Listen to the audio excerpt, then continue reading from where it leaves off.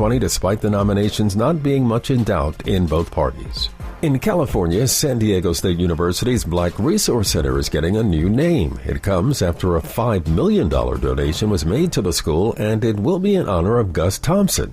Thompson was born a slave in Kentucky and made his way to Coronado several years after emancipation. And that's the latest. I'm Mike Moore from your 24/7 news source, the Black Information Network and BINnews.com. We've all felt the impact of rising food prices. For families in poverty, they're facing malnutrition and even death. You can feed a family for a month with your $50 donation to Compassion International. Just text the word radio to 97646. This is the KBLA Sports Minute with Ray Richardson.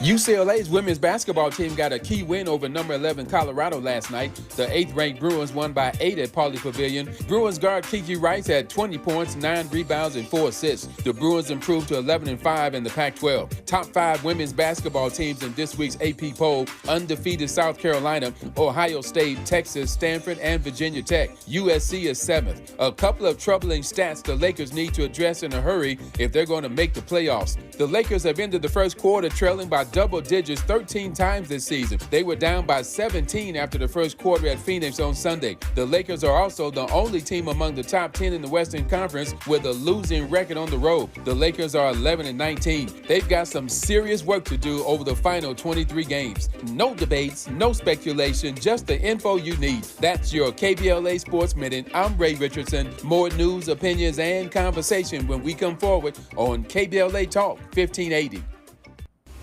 I'm Dr. Nicordelai Corte with the KBLA Talk 1580 editorial.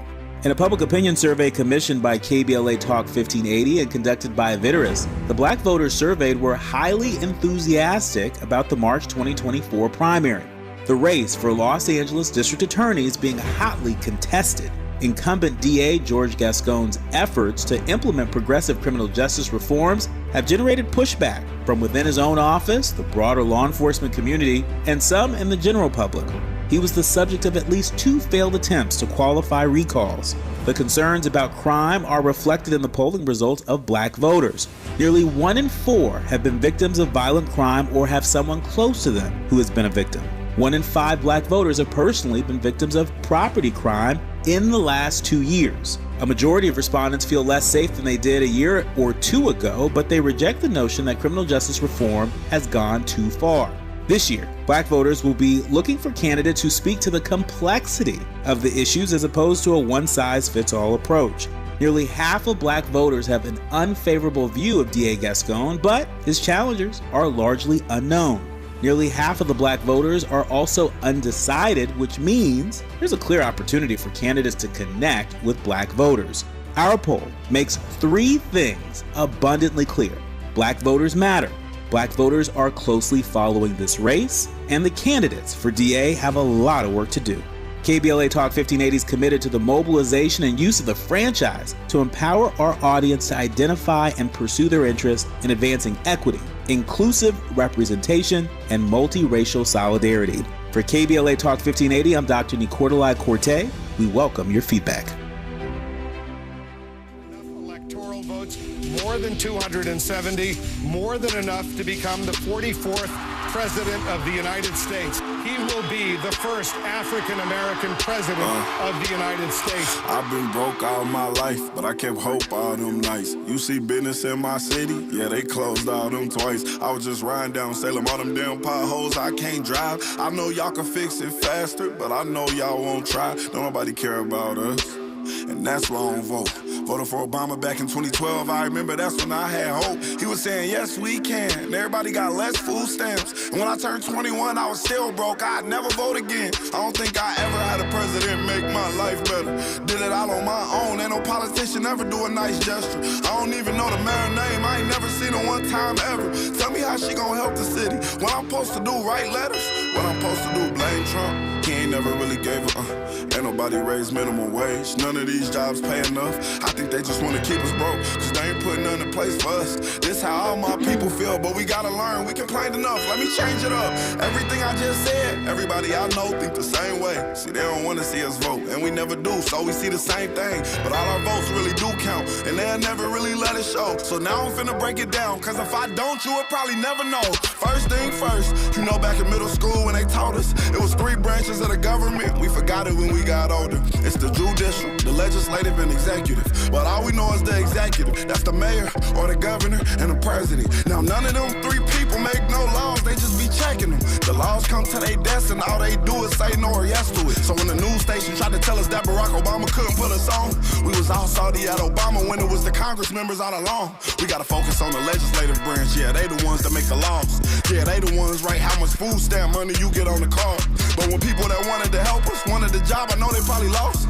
Cause we ain't even know their name, we ain't know their face, we ain't know it all. So the Congress or the State House, that's legislative, they make laws. So what we want from the president is what they do, okay y'all? See, they election every 2 years, but we don't ever even go to those. The Congress, they can raise minimum wage, but we ain't even really know it though. So you know how back in 08, when we all voted for Obama, we was all supposed to go back in 2010 and vote for the Congress. Cause they the ones make child support laws, they the ones choose if your kids at school get to eat steak or corn dogs. The State House make the court costs. So if the country failed, then you can't say it's them, it's your fault. Cause y'all ain't know to vote for Congress members that was for y'all.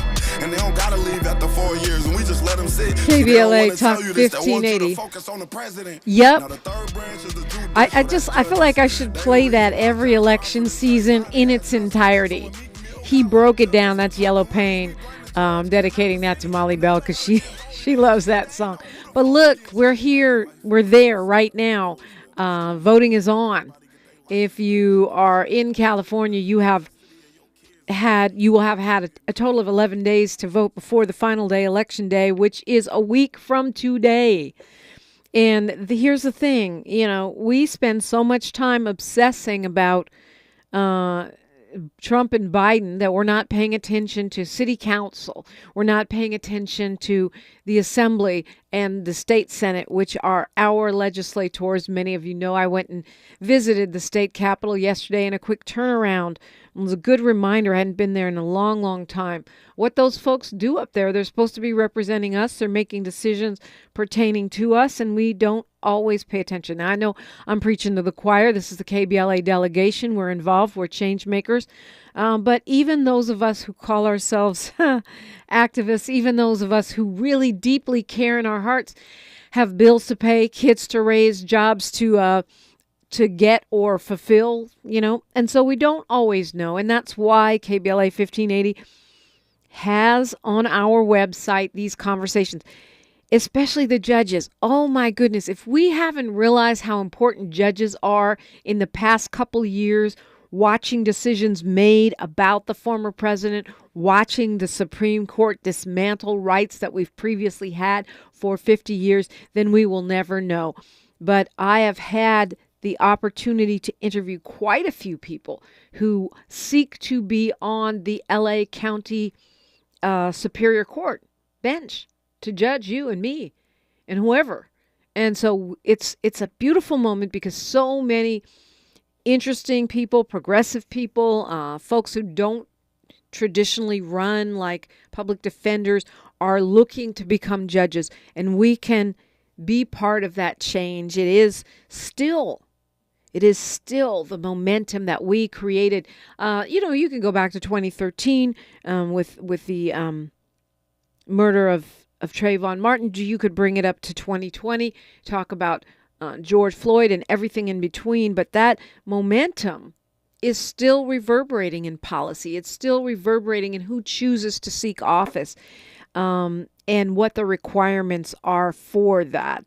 So, it's now. It's right now. And I think for those, I think it's overplayed, but maybe I'm wrong because I've been bigly wrong before.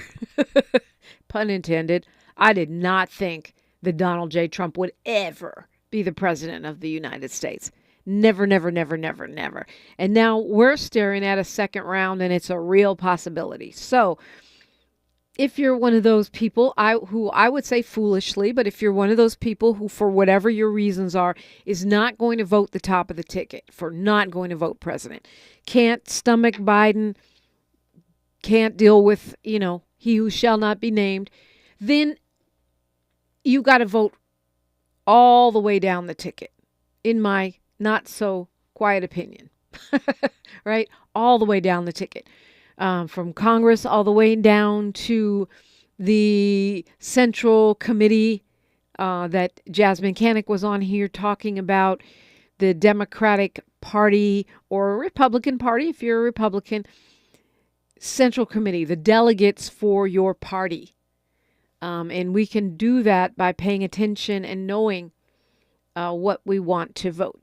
And, comparing different slates, not just KBLA 1580, the website. The good thing about that is you can hear the conversations for yourself and hear what you like and don't like, make up your own mind. But, many times it's comparing slates. And, Jasmine Canick has a slate. Maxine Waters has a slate. The LA Times has their recommendations and endorsements. Many candidates do. Many progressive organizations do. There is a Progressive LA Voter Guide. There's the Progressive California Voter Guide. There is the NOC LA Voter Guide. And I don't agree with all of any of those, but what would be great is if you have the chance to compare and contrast and figure it out. And I would urge us, especially given what we've just seen in this KBLA 1580 poll about environmental impacts, about climate justice, we get it. We understand that climate justice and the emergency that we're facing in terms of the health of our planet is connected to social justice and civil rights. Why? Because Black people, first and foremost, Black people, and then other working class people, people of color, Latino people, are hurt more by the degradation of our environment than others, because it tends to concentrate in our communities, in our countries, and because while the United States and China and developed countries, Europe, contribute more to the destruction of our planet, we are not the ones that are on the receiving end of the harms as often or as severely. So we get it. So then let's factor that in when we go to the polls and look at where people are on this. Where are you on oil? Are you taking oil money? Are you an advocate of taxing the oil companies when they take money out of the ground? Are you a proponent of, the greening of our country? And no matter what else you think about Joseph R. Biden, that's one thing he has been strong on, right? The infrastructure. And while many are disappointed, as am I, that he has yet to declare an outright climate emergency, the bipartisan infrastructure project bill, which he helped push through, our legislators approved that. He had to shepherded that through the Congress. That puts a lot of money into the greening of our country, fixing our electricity grid and our water grid so we don't have to have another Flint, Michigan, or another massive Texas power outage in the dead of winter. Fixing that infrastructure and doing it in a way that's green so that it creates good union-paying jobs that are the jobs of the future. And you know how it is. A lot of the time, we as Black people, and, particular as Black people, get left behind when there's a new wave of technology which brings in a new stock of jobs. And we're still over here, trying to make ends meet in fast food jobs or what have you. So Biden he deserves credit for moving things along. But who is doing it on a statewide level? Who is making that commitment on a citywide level, county? Those are things that are important to track. Let's go to Fred calling us from the Crenshaw district. Come on, Sister Dominique. You really broke down. Thank you, my sister.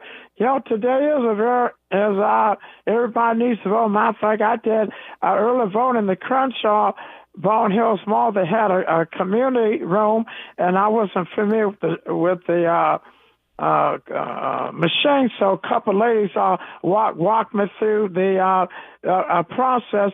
So all of us need to vote, especially our Black African community. And these are the group of people that helped put Biden in the door 4 years ago. And so, just like you said, the black vote matters. And as far as I'm concerned, I think Nikki Haley really needs to throw in the towel. Really? I think that Trump will win down there in Michigan. And my thing is that basically we're going to have two people emerging. You want to go for Trump or you want to go for Biden? So let me ask you something, Fred. Why do you want Nikki Haley to sit down? Doesn't it seem like it's more? I don't know. I like having a Republican talking smack about Donald Trump, but I'm sure there's a logic that you have in that. So what is it that makes you, as a Democrat, because I happen to know you're a Democrat, that you want her to sit down? Yeah. No, okay. I'm not trying to be mean or nothing. This goes back to two things. Number one, why didn't she jump on Donald Trump at the first debate? The guy was a no-show. Okay, and then a lot of blacks, including myself, are mad about the fact she claims she did not know what started the Civil War. We know it's slaves. So the next. Well, I mean, no. But Fred, I mean, I don't mind being mean. That's you that doesn't want to be mean. I don't want to be unfair, but sometimes you got to be a little mean. She is a Confederate. She is problematic. She is horrible. I'm not saying I want her to be president. She may be she may be a hair better than Trump, but I doubt it. I think they're pretty much the same. What I'm asking is why you want her to get out of the race, because I'd rather have her, even if she's not, a formidable opponent, even if she's just a gnat flying around in his face, getting on his nerves. To me, that's a good thing. But I think Biden agrees with you. He would like her to sit down. So I'm trying to understand the thought process behind that. Okay, well, let me ask you this. Okay, now that primary in Michigan, can she beat Trump today? I don't think so. She didn't even beat him in her home state, so no. But that's not the point. My point is, as long as she's in the race, she's talking smack about Trump. She's calling to our attention to his age, to the stumbles he's making, and to me, that is a good thing, where he's taking friendly fire as well as fire. Of course, we're talking about figuratively, not literally. Hold that thought, Fred. We're going to continue this conversation when we come forward. You're welcome to join 800-920-1580. We are KBLA Talk 1580. She's reclaiming her time on KBLA Talk 1580. More First Things First with Dominique DiPrima when we come forward. At KBLA Talk 1580, we do Black history every single day. In fact, as the only Black talk radio station west of the Mississippi, we are Black history. Our annual Black History Month luncheon is fast approaching, and we want to be sure to give you ample time to get your company, organization, church, or group to join us at this year's celebration on the last day of the month, Thursday, February 29th at noon. Last year, we honored iconic local Black media personalities, including Pat Harvey, Jim Hill, Mark Brown, Beverly White, Sandy Banks, and Pat Prescott, and raised $20,000 in scholarships. This year, we're honoring Black Hollywood creatives who have used their artistic genius as climate justice champions. At this year's luncheon, we will be showcasing and sharing their inspiring work on our big screen. Plus, a scrumptious meal, live music, great company, and lots of fun with your favorite KBLA Talk 1580 hosts. So contact us today at info@smileyaudio.com or call 323-290-4690. That's info@smileyaudio.com or call 323-290-4690. We hope to see you Thursday, February 29th as we close out Black History Month. At KBLA Talk 1580, we've got your black. Your floors can go from clean to dirty fast. From juice spills, whoops, to muddy paw prints, to little sticky finger marks.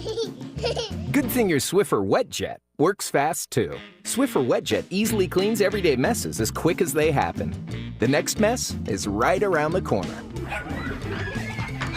So grab your Swiffer WetJet and just spray, push, all clean.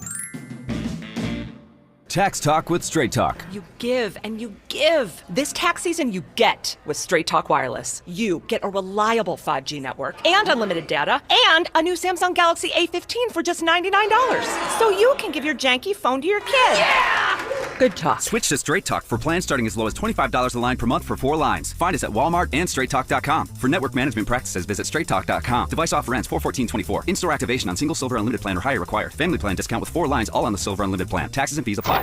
The conversation continues right now with Dominique DiPrima on First Things First.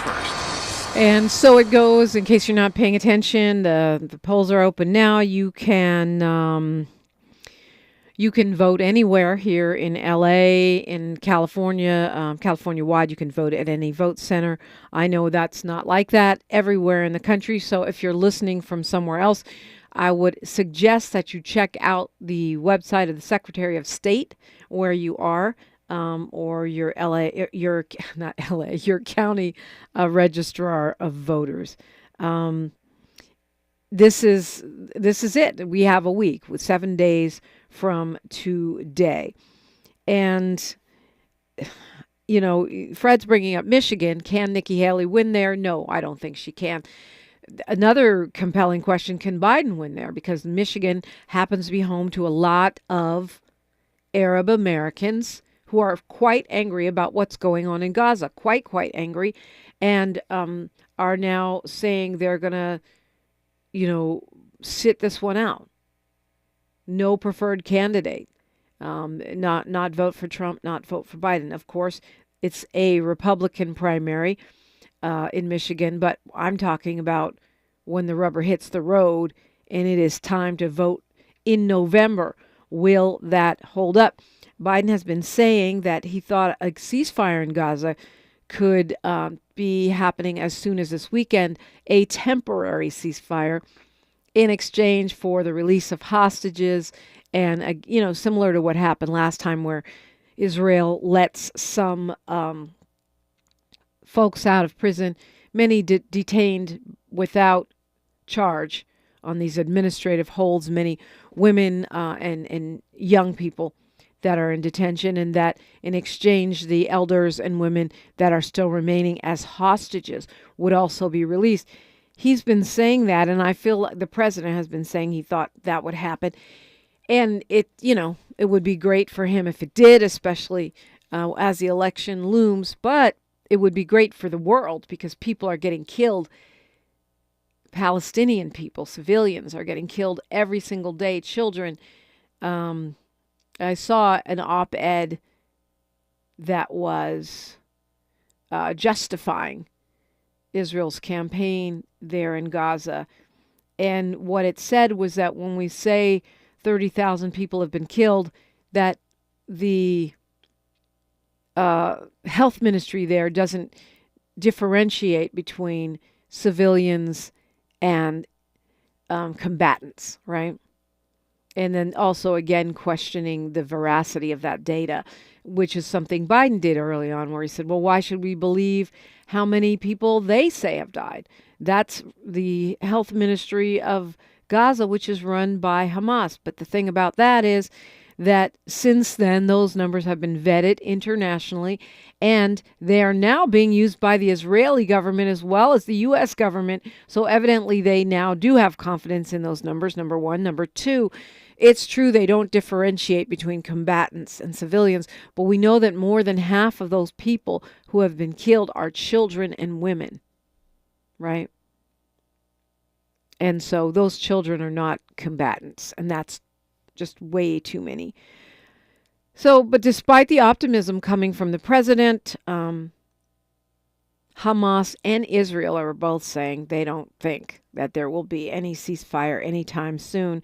So unless the president knows something that they do not, it's not looking good. And, that's bad news for all. Meanwhile, here in the United States, a man actually set himself on fire outside of the Israeli embassy in Washington, D.C. to protest the campaign in Gaza. I don't want to call it a war because a war implies two equal sides. Hamas is a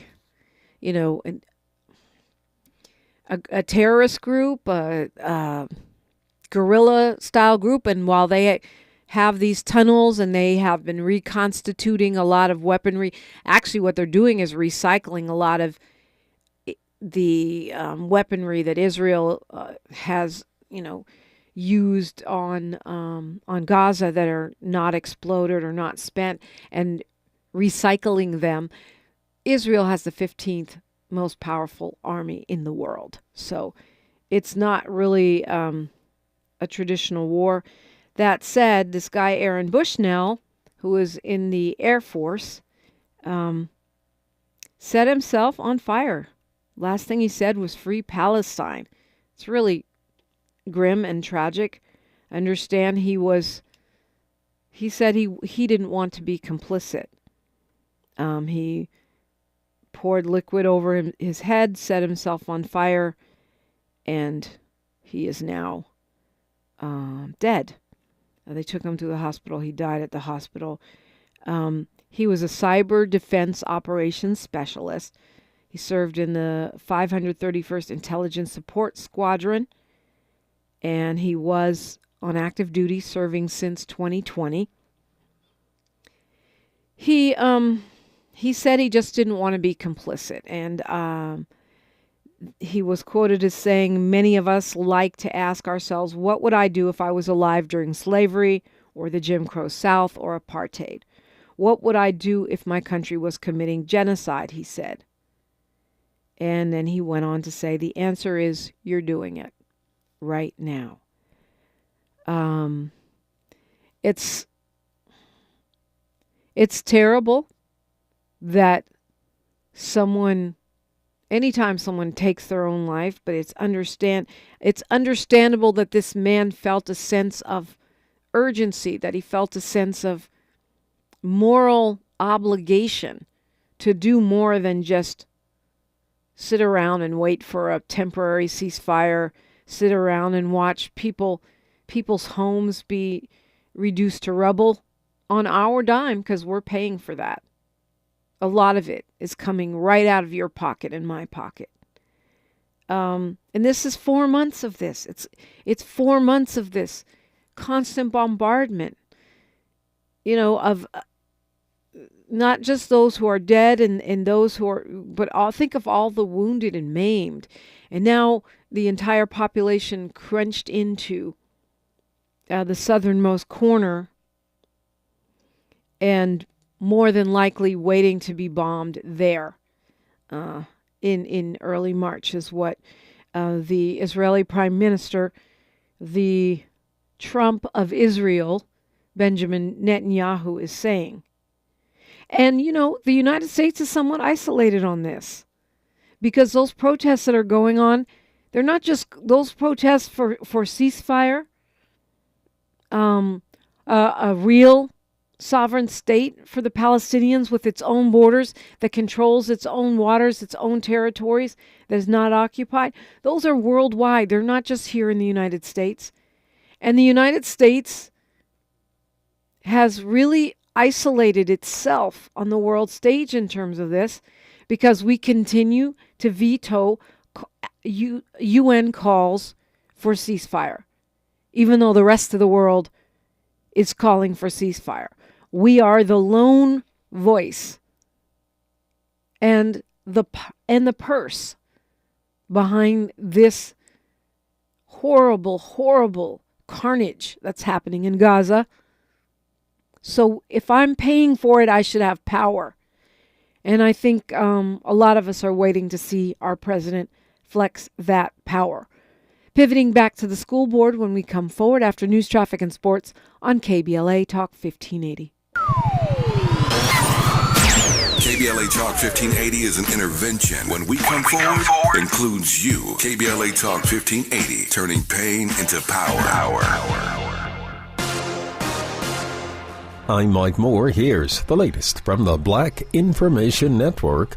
The Supreme Court appears to be divided after hearing arguments in cases involving how social media companies handle online content. The court took up the cases Monday, looking into Republican-backed laws in Texas and Florida that were put in place over claims that TikTok, Facebook, YouTube, and others dislike conservative speech. The laws were enacted in 2021 after the companies banned former President Trump from their platforms. In California, Los Angeles Mayor Karen Bass is in Sacramento for the second of 2 days of meetings with state leaders. Today, she's scheduled to meet with Governor Gavin Newsom and a team of his cabinet secretaries. The African-American mayor is asking state officials to send more funding and resources for fighting the homeless crisis in Los Angeles. And that's the latest. I'm Mike Moore from your 24/7 news source, the Black Information Network, and BINnews.com. We've all felt the impact of rising food prices. For families in poverty, they're facing malnutrition and even death. You can feed a family for a month with your $50 donation to Compassion International. Just text the word radio to 97646. Is this the tiger? This is the KBLA Sports Minute with Ray Richardson. UCLA's women's basketball team got a key win over number 11 Colorado last night. The 8th-ranked Bruins won by 8 at Pauley Pavilion. Bruins guard Kiki Rice had 20 points, 9 rebounds, and 4 assists. The Bruins improved to 11-5 in the Pac-12. Top 5 women's basketball teams in this week's AP poll: undefeated South Carolina, Ohio State, Texas, Stanford, and Virginia Tech. USC is 7th. A couple of troubling stats the Lakers need to address in a hurry if they're going to make the playoffs. The Lakers have ended the first quarter trailing by double digits 13 times this season. They were down by 17 after the first quarter at Phoenix on Sunday. The Lakers are also the only team among the top 10 in the Western Conference with a losing record on the road. The Lakers are 11-19. They've got some serious work to do over the final 23 games. No debates, no speculation, just the info you need. That's your KBLA Sports Minute. I'm Ray Richardson. More news, opinions, and conversation when we come forward on KBLA Talk 1580. All I need is one mic. With a KBLA Talk 1580 editorial, I'm Tavis Smiley. Recently, the Washington Post ran a major story which in sum reveals that racial discrimination in jury selection persists in America. Most often, the practice occurs through a legal tactic called peremptory challenge, which allows an attorney to strike a potential juror without having to state a reason. In the 1986 Batson Doctrine, the U.S. Supreme Court ruled that the use of peremptory challenges to exclude potential jurors solely based on their race violates the Equal Protection Clause of the 14th Amendment. By the way, the late great Supreme Court Justice Thurgood Marshall despised peremptory challenges. New data in the Washington Post story underscores that nearly 40 years after the Batson decision, the problem remains widespread. One study in the Deep South found that black jurors are being challenged and dismissed at double and triple the rates of other prospective jurors. Bottom line, it's racist, it's wrong, and it's pervasive, even as research shows that racially diverse juries spend more time deliberating, make fewer errors, and can result in fairer trials. One of the arguments in the Ninth Circuit appeal, brought by former LA City Councilman Mark Ridley Thomas, is about violation of that Batson Doctrine. In its case against MRT, the U.S. Attorney's Office struck black women from the jury pool based on demeanor and employment status, a clear violation of the law. A long list of high-profile black law professors, historians, and justice centers have now filed amicus briefs in support of MRT's position. But the irony of a black elected official who for more than 3 decades represented the best interests of his black constituents, having black women voters struck from his jury pool is repugnant and morally wrong. So much for being judged by a jury of your peers.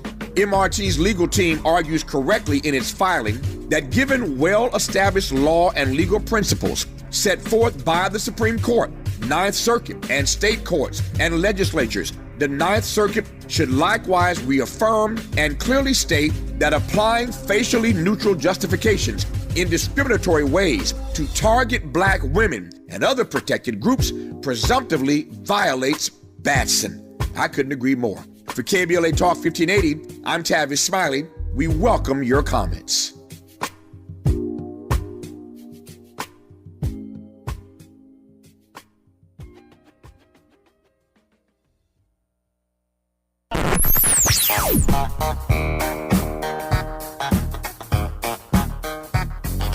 This is KBLA Talk 1580. Talk radio. That's music to your ears.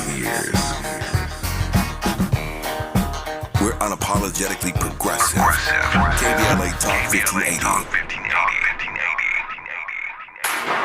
This is KBLA Talk 1580, where everybody is somebody and nobody is a stranger. You belong here. You do, and we are here to remind you that it is election season. We are, in fact, your election information station. Go to KBLA1580.com, and you can find interviews with lots of folks. They are all organized for you according to the office. If they're a judge, if they're running for assembly, school board, whatever it might be, they are there to help you get ready and stay ready to vote. Voting is on right now at voting centers throughout the region, and you can go to any one that you want to go to. It is election time right now. You can also mail in your mail-in ballot. They should have it at your house. Should have been had it. You can drop it at any of the county drop boxes, or you can drop it in the mail, no stamp needed. Or you can bring it. This is what I like to do. Fill it out at home, bring it to the vote center, and just hand it to them because, I'm suspicious like that. I want to see it go into the box, but whatever. The county boxes are very secure. So school board races typically don't get a lot of attention, even though they should, because they're super important to us. And the school board has become a battleground nationally for the values and the curriculum. What will be taught to our kids? What books will they be allowed to see? Will there be, ethnic studies? Will there be LGBTQ studies? Will there be room for children that are vulnerable at these schools? So many of these questions have become national hotspots, and thus the school boards have gotten even more important. We've decided to spend time this election on School Board District 1. This has become controversial because of the plight surrounding one of the candidates, but it's also important. This is a seat that was held by George McKenna. For a lot of times, folks have just taken it for granted. We've talked to several of those candidates, and we have another one on for you right now. She is born and raised in South L.A., graduated from Dorsey High School, graduated from Xavier University, and then went back to teach at her alma mater for more than 2 decades, that being Dorsey, not Xavier. She was the basketball coach, a student and parent organizer there. She's been a teacher, a mentor, and a coach to thousands of children at Dorsey and in South LA. And she says she's the only candidate in the race with school-aged children. So improving schools is both a personal and professional mission. Sherlett Hendy Newbill, welcome. Good morning. How are you guys? How's everyone? Good. This is exciting. Oh, good. I'm glad. So I know you're running hard, and this is the final stretch here. You are a mom, right? You got a couple of boys. Yes, I do. Why? Got 2 boys, 8 and 11. Yeah, 8 and 11. Woo. Okay, I'm getting tired just thinking about it. Why run for school board with all of that on your plate? Running for school board, because it's important, especially right now. As you may have known, 10 years ago, I ran for school board. Some may know, some may not. When Marguerite suddenly passed away, at that time I had an 18-month-old, and it was a thought then. What am I doing? And now, even more so, because as mentioned, Dr. George McKenna, who holds the seat now, thought it important enough to bring me on his team as his educational policy advisor, which I was, excited to be able to take on that role. But I think that role just helped me to see even more why it's important to be a part of this board. And because I do have school-age children and wanting to make sure that the decisions that are made on that board affects them as well. So that's why it's very important for me, most professionally and personally. So what's your top priority? I mean, LAUSD is huge, and many of us that listen to this program are concerned about what's happening with all students, but especially Black students inside the district. What's your priority? So my priority is safety. We want our students to be safe. We've passed a community initiative of schools, which is national, but we've also passed it here locally, and to make sure that our students are safe and all our constituents within our schools, all stakeholders, the teachers as well, and coming up with safety plans that provide that with the voice of the community involved in that. So that's one. And then, of course, extending the Black student achievement and making sure that program stays intact and that many people won't make it an oversight, so to keep it at the forefront of the minds of those that can make the decisions to make sure it stays in the schools. And then another area that is very important to me is expanding our workforce. Currently, we have apprenticeship programs, but they're not being exposed or communicated to our community as it should and our families. And so being able to expand on our pre-apprenticeships and our apprenticeships in traditional and non-traditional spaces and working in connection with our community schools and our community colleges to see that this comes to fruition is another area that I think needs a lot of attention. Circling back to a couple of the points you made here, where do you stand on the officers on campuses debate? Because that's what people think of when they think of safety. Some people. Yeah, and I agree. I think our schools should have a choice to have school police or school officers, resource safety officers, whatever term we want to call them. But I think the school community should have a choice whether that's a part of their safety plan. So I do believe that agency has a need. They are trained to de-escalate situations. They're trained to build relationships because many of those officers come from the community in which they serve. So I do trust that they will do what they need to do by our students. Well, yeah, but I mean, I looked at a lot of stuff on studies on this nationwide, and I think, you're talking about letting each school decide.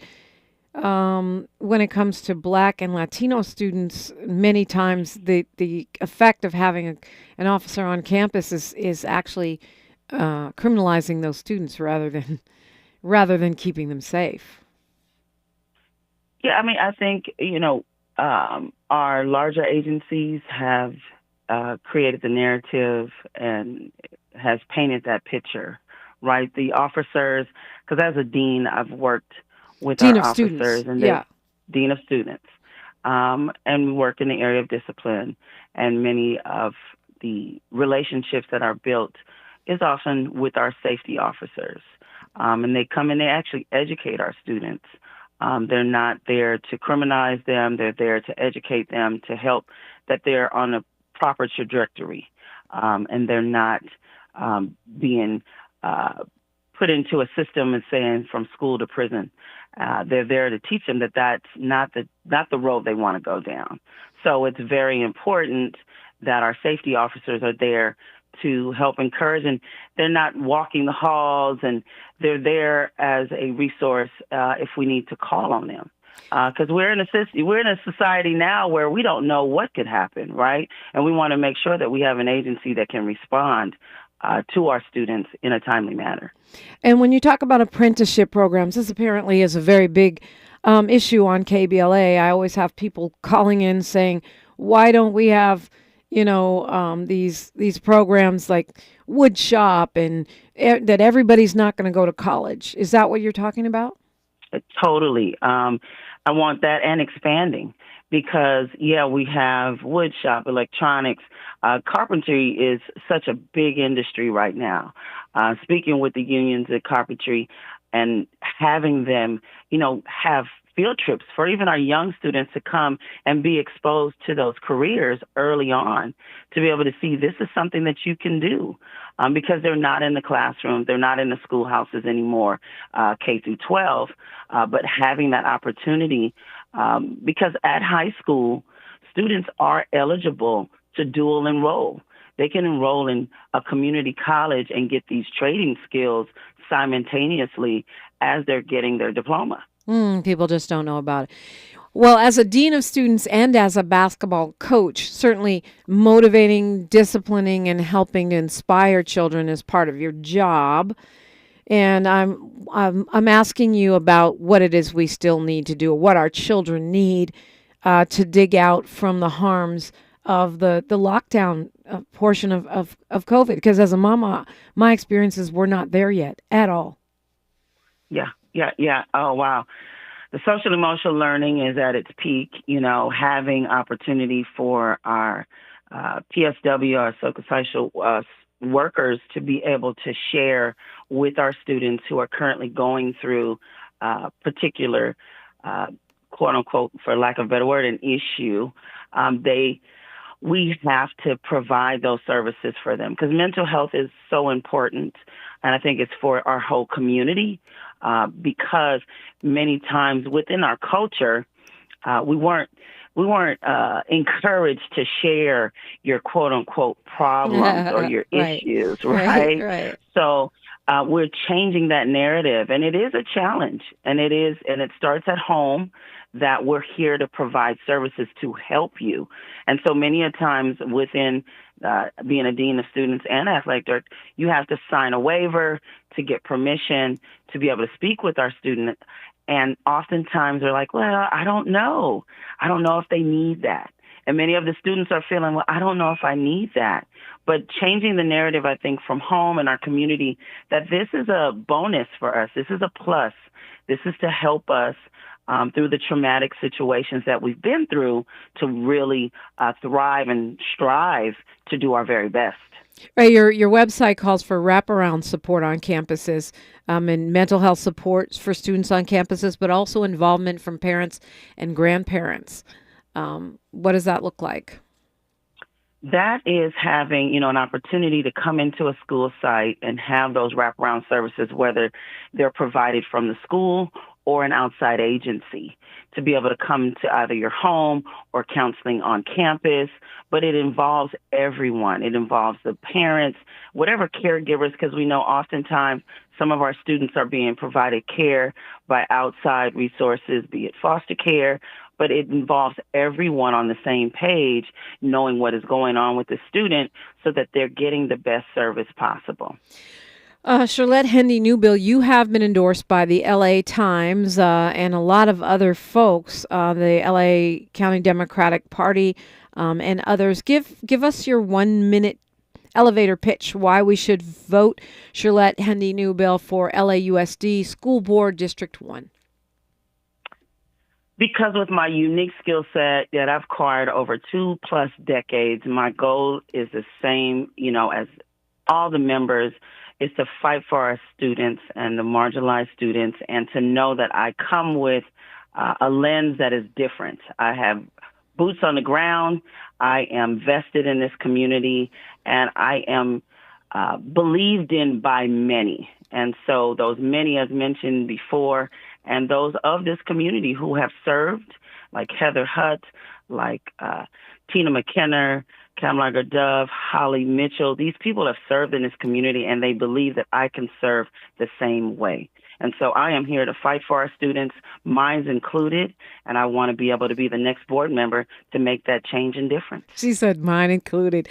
And we can find you at SherlettHendyNewbill.com. It's SherlettHendy, Newbill, NEWBILL.com. Thank you so much for joining us. SherlettHendyNewbill.com. Thanks for being with us this morning. Yes, thanks for having me. School Board District 1, that's where most of our kids are. If you live in Los Angeles, African American, Latino kids, a lot of them are in District 1. Continuing our conversation when we come forward on KBLA Talk 1580. More of First Things First with Dominique DiPrima when we come forward.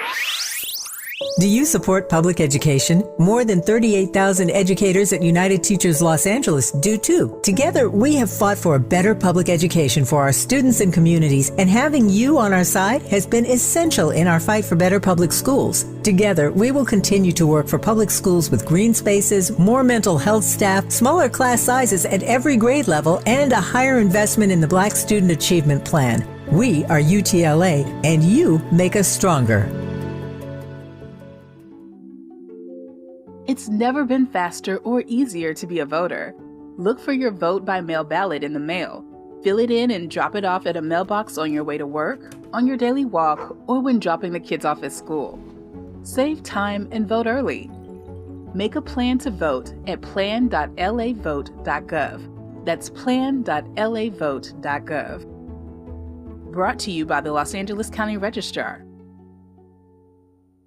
City of Los Angeles tenants know these facts about eviction and consumer debt. Tenants can't be evicted if rental arrears are eligible to be treated as consumer debt. Tenants who followed certain COVID-19 pandemic protections under state law can't be evicted for past due rent. Landlords can collect rental arrears in court as consumer debt, but tenants cannot be evicted if they provided a declaration of COVID-19 hardship and paid 25% of rent owed. Learn more at housing.lacity.org. Be informed, be protected, be at home.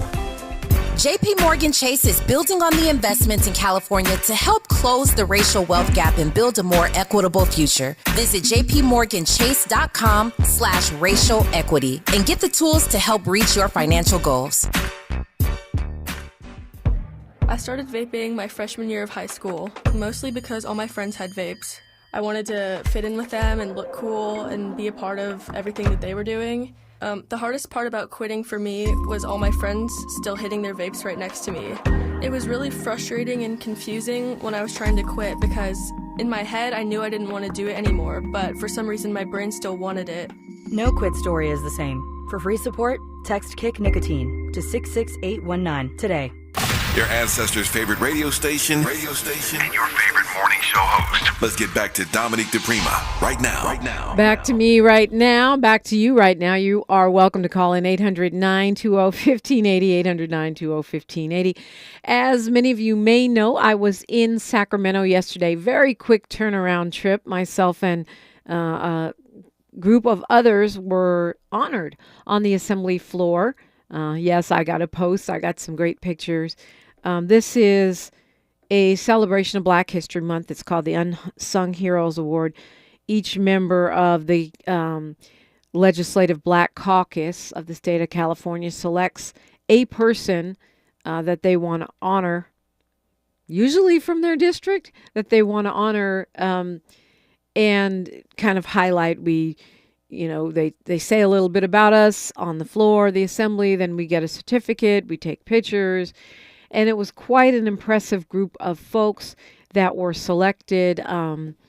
Assembly member Isaac Bryan selected Prophet Walker, who of course is an entrepreneur and with a great story. We'll have to have him back. There were a lot of the people that were honored yesterday that I really, really want to have on this show. So we'll be hearing from some of those voices. And I was selected by Reggie Jones-Sawyer, the assemblyman, who will be on later in the show today because he happens to be running for office in the 10th Council District. It was great. I haven't been to Sacramento in a really long time, and it was such a stark and important reminder for me about why we vote, right? Why we show up at the polls, why we, as people are emphasizing in the chat room, why we got to pay attention. Paul Lee, about how he says, I go monthly to my district council meetings. People don't go. There are things within our power. We can do better. We need to come back together and exert our strength in numbers. Absolutely. just watching the members of the assembly getting up and speaking for Black History Month. They were dealing with resolutions around declaring it Black History Month. I guess they do this for every month, Asian Pacific Islander Month and Latino Heritage Month, et cetera, et cetera. And then the various members get up and they give speeches, in some cases in to a great extent yesterday in solidarity, which was great to hear, Latino members and Native American, LGBTQ plus, Jewish members. Even the Republican Assembly member got up. I say it like there's one. There's plenty of them. Even Anna's a Republican Assembly member got up and said who his heroes of Black history are. And, that is important. It also reminds you how impactful it is when we show up, right? I saw the members, quite a few members of our LA City Council and the mayor in chambers as they lobby for you and I for dollars, because the state budget, to a large extent, impacts our city budgets. What are they going to give us and for what program? So they're lobbying on our support. I saw Onisis Hernandez and Hugo Soto Martinez and Paul Krikorian and Mayor Bass. It's watching, I guess, how the sausage is made, although we might not be in those meetings day in, day out. It really gives you, even just hearing them speak, it gives you a really good reminder of why speaking up, writing letters, emailing, calling, showing up to meetings absolutely makes a difference. You could hear it in the speeches. They were talking about reparations on the floor.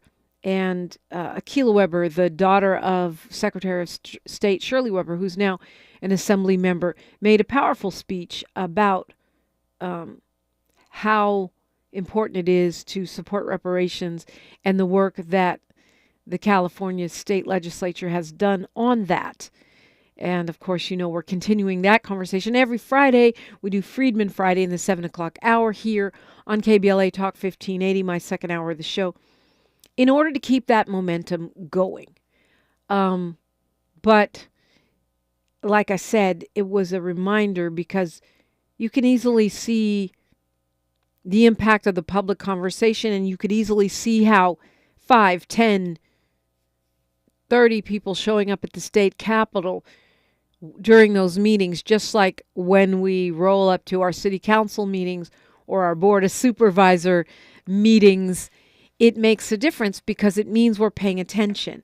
And that's what's going on. That's part of the conversation in the YouTube chat today, which is about, yes, we elect people, we go and we vote, and that's what we're meant to be doing right now. But how do we stay engaged to make sure that the promises that were made to us are kept, that the issues that we put you there to address are addressed, and that the work that we're asking you to do on our behalf is getting done. And we do that by showing up, and we do it by paying attention. And here we go again. Governor Gavin Newsom facing a recall election. Again, this is proof to me that Republicans love to waste our money. Speaking of accountability, it's a group called Rescue California. They're going back at it. They're trying to get those 1.4 million signatures that they need to put this on the ballot. And here we go again. The fact that I feel like we have to have some kind of, we talked about this last time they tried to recall Newsom, some kind of change to our system of recall, because what it has become is a side door for Republicans to pursue their agenda after it has been voted down by us, the people, in elections. They try to wait till we're not paying attention, like the Yellow Pain song says, until we're not engaged, and so they can have their small handful of Republicans make decisions that overturn what the vast majority of voters already said. Here we go again. They are trying to gear up for a recall. And let me tell you, I'm sure they're emboldened by the fact that so far voter turnout is higher proportionally among Republicans than it is among Democrats. I'm hoping it's because we're going to show up in the next few days. We're going to show up on Election Day. But right now, voter turnout is miserable. That always favors Republicans. Should that go on in November, perhaps they could succeed. And that's why it's time to wake up and get involved. We are continuing our election coverage when we come forward on KBLA Talk 1580. KBLA 1580 Santa Monica. I'm Mike Moore. Here's the latest from the Black Information Network. The Supreme Court appears to be divided after hearing arguments in cases involving how social media companies handle online content. The court took up the cases Monday, looking into Republican-backed laws in Texas and Florida that were put in place over claims that TikTok, Facebook, YouTube, and others dislike conservative speech. The laws were enacted in 2021 after the companies source the Black Information Network and BINnews.com.